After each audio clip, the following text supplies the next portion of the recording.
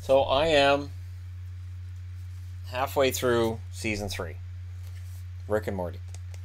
So I've seen the Pickle Rick episodes, which is really kind of awesome.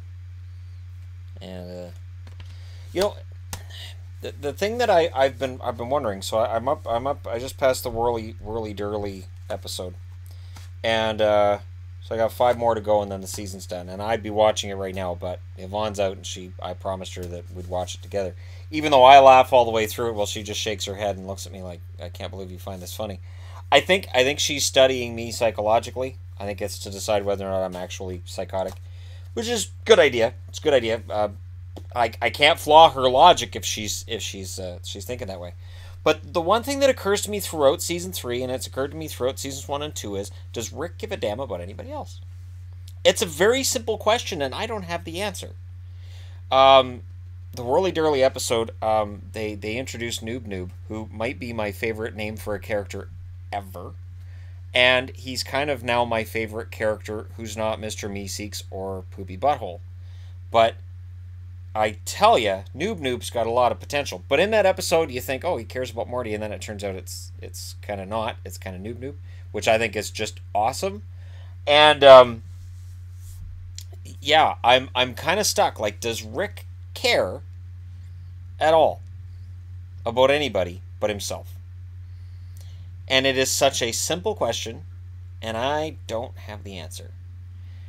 And I'd be really interested to know if other people who've watched Rick and Morty, other fans of the show, have an answer. Or is it just, no, Rick Sanchez only cares about Rick, and they're just there to meet as necessary for him to do whatever he wants to do with his life. He has to have them there. Because I don't know the answer. And I wonder if you asked Dan Harmon if he would know the answer. Or if he'd just go, sometimes he does, sometimes he doesn't. Because in some episodes, you can be pretty sure he can't stand his entire family. And in others, you're pretty sure that he does like them. At least Beth, I think. It is fun watching a full season of Rick and Morty, and I do enjoy having it on DVD and Blu-ray, and I understand that it's available on YouTube to watch whenever you want, but I like the one thing that I've said before, and I'll say it again. The reason that I buy physical copies of TV shows and movies I like and CDs I like is to put my money behind projects that I like. So to tell an artist, hey, I bought this, and when I bought all the Dead CDs, I tweeted to them all the Dead CDs I had. Thank you, I bought these, and they thought that was awesome. So it's important to me that you let them know that, at least for me anyways, and I think the best way to let Rick and Morty creators who don't need the money know that their show is awesome is by buying a physical copy of season 3. I don't have seasons 1 and 2. I'm waiting for the price to come down on those ones. This one I bought because I wasn't able to find it on TV, and I'm not going to watch it on YouTube, and I wanted to watch it with Yvonne. So I could only talk her into watching 2 episodes last night, and then she wanted to go to bed, and I'm like, I want to watch 1 more. Because I like watching 3 at a time, but 2's fine. That means we're exactly at the halfway mark of the season. I'm so glad this show's going to go on for another 10 years. However long it takes to do that number of episodes, maybe 8 years, but it'll be 10 because, of course, it takes them forever to do a season. But I'm glad because the quality is there, and the voice work is on point, and the storylines are fun, and I genuinely don't know what's going to happen in any given episode. For example, the Vindicators, I was like, oh, this is interesting. I don't know how this is going to go, and I genuinely had no idea what was going on.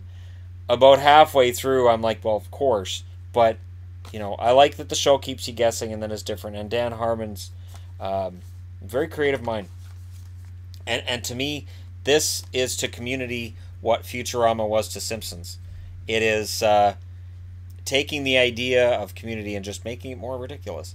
And if you watched the last season of Community and you saw the G.I. Joe episode, you know that, yeah, there was definitely some creative stifling going on with just having real people on a screen. The G.I. Joe episode of Community is probably my favorite. And that's weird because it was in a season that's kind of forgotten and people may not even know what I'm talking about, but it was really, really fun. Anyways, let me know your thoughts. Does Rick give a damn? Very simple. Does Rick care?